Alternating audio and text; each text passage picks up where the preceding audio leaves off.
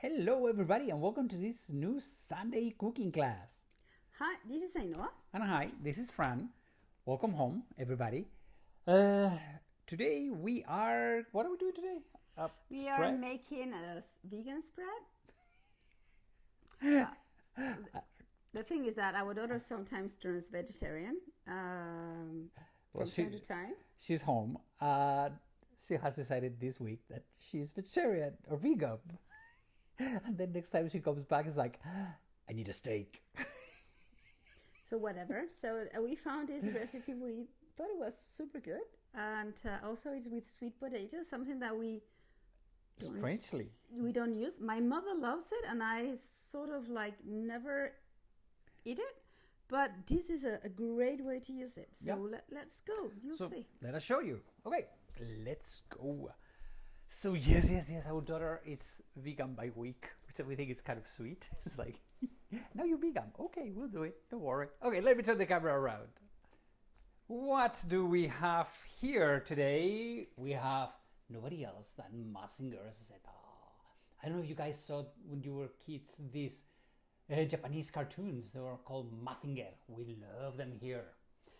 So yeah, it was amazing. Okay, let me show you what we have today. Oops, there we go. So we have sweet potatoes that we have already baked them. Okay, so they're like soft. Then you have some sun-dried tomatoes. We have anacardos. How do you call this in English? I don't know. How do you call this? Anacardos? Anacardo. Well, this type of nuts. Okay, that's the base of it. And then to bring all the flavors, you need some fresh parsley. You have sweet paprika. Okay. That's sweet paprika. You have some salt. You have cumin, black pepper, garlic powder, and lemon juice. Okay, and we are going to put them on a toast. So we're going to use our a good blender.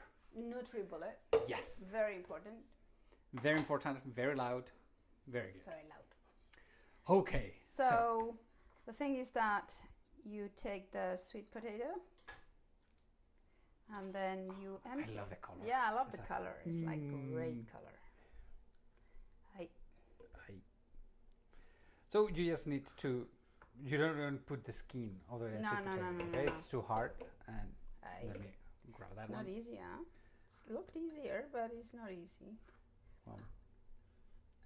So yeah, I've been doing some research, and the sweet potatoes they come like the potatoes from America, so it's a fairly new ingredient here in Spain. It's from the 1500s, okay, from the 16th it's like century. 600 years. Oh yeah, well, I mean, like compared to other things, it's like a new. Yeah, right. Yes, it's new. I mean, yes, you're right, 600 years, but it's new. We didn't know how to cook this. All of this. I'm not surprised. Looks ugly. I mean, can you imagine when Christopher Columbus went to America and saw? I mean, from the outside. They are like ugly. Inside, I would say they're really beautiful. The color is great. Yeah. Okay, they're so good. I mean, all the potatoes and. But I mean, just imagine our life without potatoes. What would that be? Well, I mean, in war times, we would have died. It's like a food that grows easy, and it's. They didn't know what to do with potatoes at the beginning either, and they didn't know what to do of chocolate at the beginning. Yeah, cacao beans. Yeah, but because you get something, and what do you do? Yeah, I was like, imagine you're a chef. We have a podcast in the Spanish Loops about the chef who cooked for Isabella II, the Queen. Really? Isabella I, sorry, the Catholic Queen. Okay, and how this guy. I love the life of this guy because he is the chef of the Spanish royals, and suddenly all of these new things come to the court: potatoes, tomatoes, peppers, and the boss, the king and the queen, they want to incorporate all of these goodies into their recipes. And he's like, what the hell do I do? So he's the one that adapted all of the goods coming from Americas into the Spanish cuisine. Okay. So we've got a sweet potato. You got sweet potatoes. We've got about 100 grams of dry tomatoes with the sun-dried tomatoes and then I use the olive. Okay, so right? Important. We have extra olive oil just in case. But we use the sweet olive oil from the sun-dried tomatoes. Queden anacardos? Please let us know the name of No, those. we'll look it up. Cashews? Cashew. Cashews. Cashew I nuts. got it. Yeah, right. Okay. Right. Okay, like a couple of Tablespoons of olive lemon oil, juice. Lemon juice. Right. Then this is 1/2 a teaspoon of cumin, ground half a teaspoon of black pepper, but we'll let you know. It's about 1 teaspoon of garlic, 2 to 3 teaspoons of paprika. This was smoked sweet paprika. Smoked sweet paprika, Yeah. de la vera. Yeah. Pimentón de la vera. What would say? Well, 1. Yeah, It's yet again. This is one of those recipes that you need to taste. Okay. you need to taste. Now you need to go into the NutriBullet, but if it's too tough, you quite need to put maybe some water or some Maybe olive we'll oil. see. Okay. We'll see. So let's see. Poor thing. Okay. Sorry for the noise. Meanwhile, I know it's doing that. Let me come to one corner and share with you guys the tours I'm going to be doing. All the information you can find it on my website, travelingstep.es. Traveling steps with only 1 L and ES like España. Okay. There you have the tours that I am offering. It's to discover our country, Spain, where we will obviously discover also the gastronomy of Spain. And we have 2 tours. One is the one that is in the Camino de Santiago from Porto in Portugal all the way to Santiago de Compostela. It's an 8-day tour. Both of them are 8-day tours. We spent 3 nights in Porto, 2 nights in the middle of the Camino, and 3 nights in Santiago de Compostela. Please don't get us wrong, it is not a religious tour and it's not a hiking tour, okay? What we're going to do, we're going to be following the footsteps of St. James, okay? And we are going to be hiking, but not every day. We're going to do some selected parts, some very, very beautiful, and we're going to be walking by the coast. We're going to be in the mountains. We're going to be entering, of course, Santiago de Compostela. To me, that's a beautiful day of the hike. But it's going to be always like 2 hours, 3 hours hiking on the Camino, not more.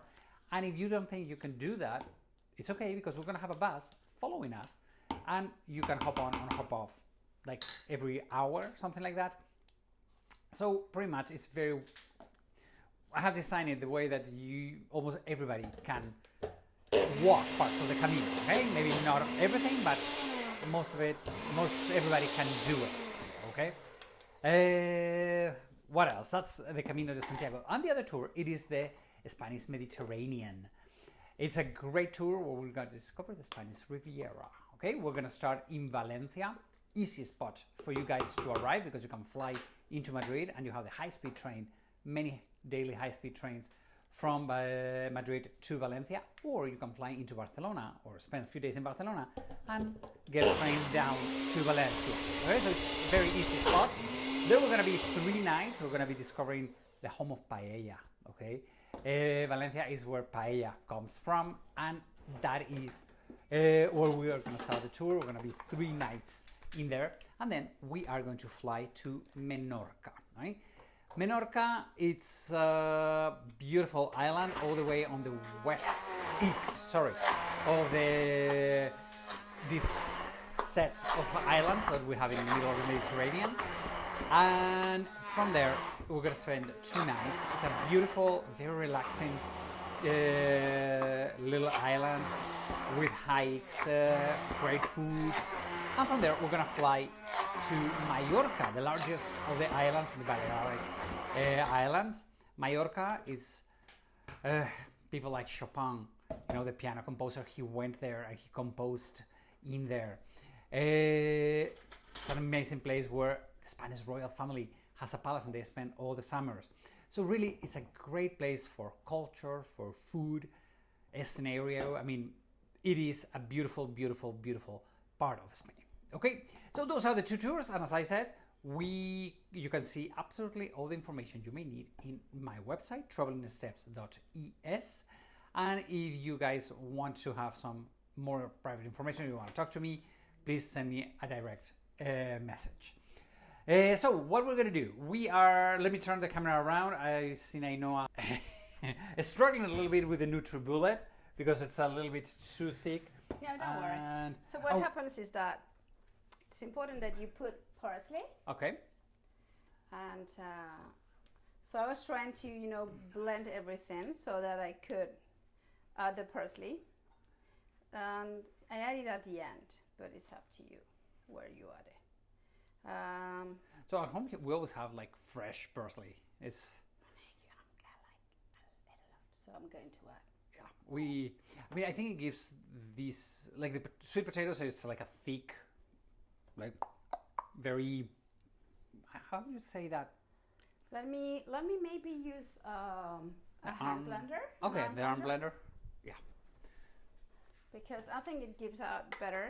This was very thick. Yeah. It is. It always depends on the quality of the potatoes and everything. So this one goes much better with an arm blender with a NutriBullet because you want a hard consistency. Okay, you don't want it to be too creamy. You want to. Well, you see how. Right. Hey, that's okay. Fine. All right. Right. I think that's okay. I could like it this way. It's thick. It's thick. I mean, take a look at that. It's a spread. Oops. Okay, so let's get the toast going.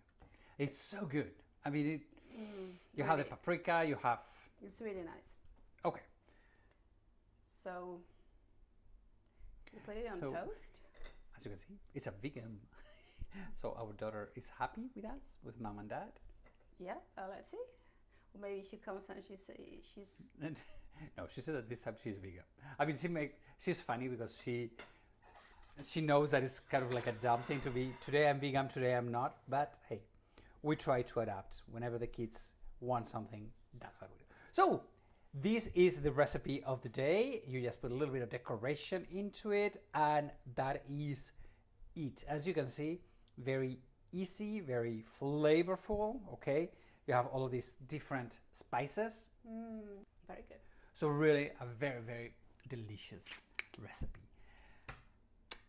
Love you, everybody. Take care. Thanks for joining this weekend, this Sunday. We would love to see you next week. Have a wonderful, wonderful week. Okay, we love you all. Take care. Adios, amigos. Bye-bye.